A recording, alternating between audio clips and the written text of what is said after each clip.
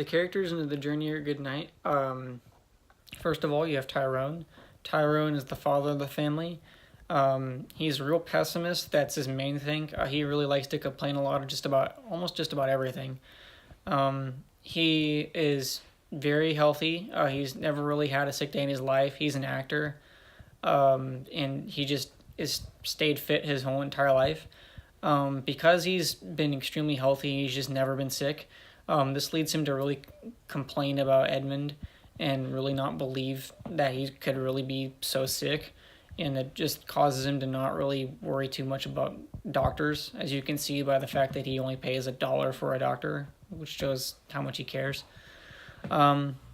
Secondly, you have Mary. Mary is the mother of the family.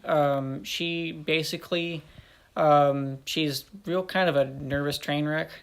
After she had Edmund for a kid, she's been on a kind of a morphine addiction.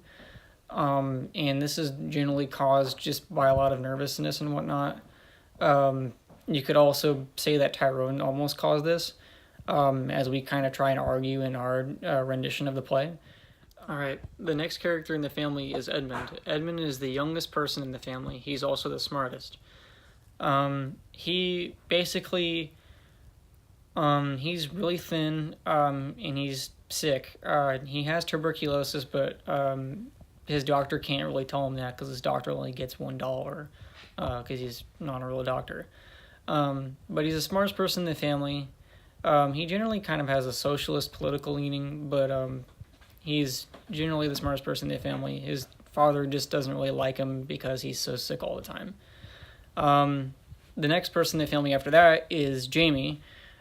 Jamie is an actor like his father, who has dropped out of college several times. Comes home a lot trying to get money from his father, which his father pretty much generally always gives to him, or at least tries to help him with.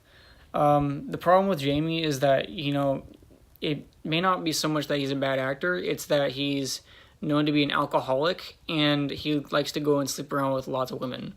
And so he's basically a cynic because of a lot of this, and it just gets to be a real problem. The last person to play is Kathleen. Kathleen is not really a major character in this at all. She's more of a supportive character. She's basically a maid around the house. She's the summer maid, not really very important. She's known really just to be a klutz. She's kind of as she is a maid, she's also a peasant. But her main feature is that she's a klutz. Edmund kind of seems to like her singing though, but there's not really anything going on there. Some of the main themes in A Long Day's Journey into the Night by Eugene O'Neill are the struggle between the past and the present, the struggle between fate and free will, and also the effects of drugs and alcohol on family. And I believe the most present of these to be the struggle between fate and free will, because the characters' past kind of force them into their current situations.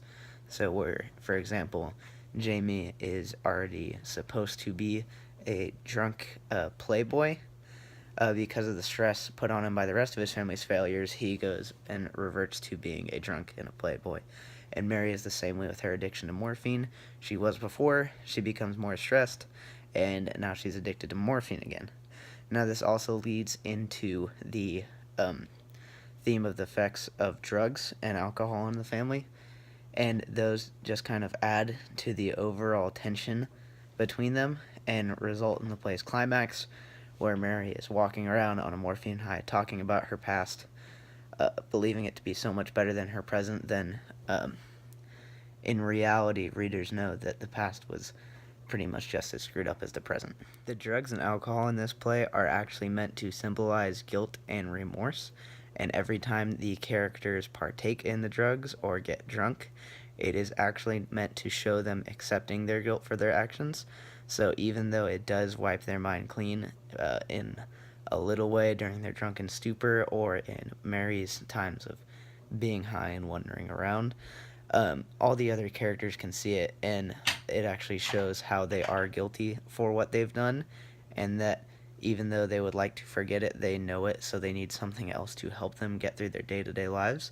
Now, this plays into the other theme of fate versus free will, because they do have the free will to choose of whether to take these drugs or whether to get drunk. But when they do so, that causes the other characters to see that they are still guilty and they are still doing the exact same things that they've been doing in their past. So even their only free choice that they really have in this still kind of traps them in their old fate. The play is set in August of 1912 in the Tyrone's house, where James Tyrone and Mary Tyrone live. Mary is coming back from a sanitarium because she's addicted to morphine and she's trying to break the habit. And then Edmund and Jamie are coming over, who are their two sons. So James, the father, is very stingy with money. He refused to pay for an actual doctor when Mary was giving birth to her children, so she got addicted to morphine to relieve the pain during childbirth.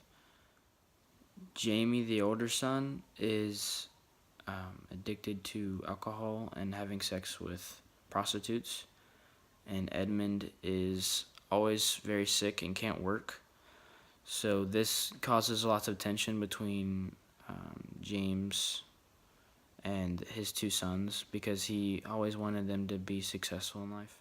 So basically that whole night they're arguing and fighting and drinking all at the same time, and they end up just being drunk and pass out. The two sons don't actually know about their mother's addiction still. I thought that she kicked it a while ago.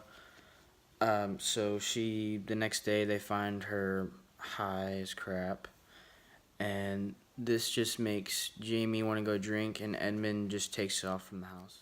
Edmund basically says that he does not want to live anymore, and Jamie comes back with stories of the prostitute that he just spent the night with, and he's really drunk, and he's just mouthing off to his mom about like the fact that she needs to just like kick this addiction because it's just causing their family all these problems. Eventually Jamie got so offensive that Edmund punched him, and Jamie just like changes personalities and like is saying that he's never been like a really good son or brother.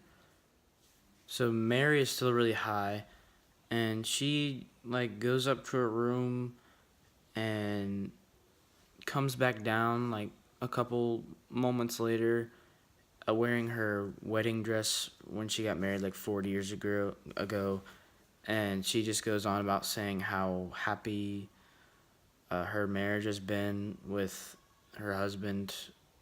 Obviously she's high, and that's basically the end.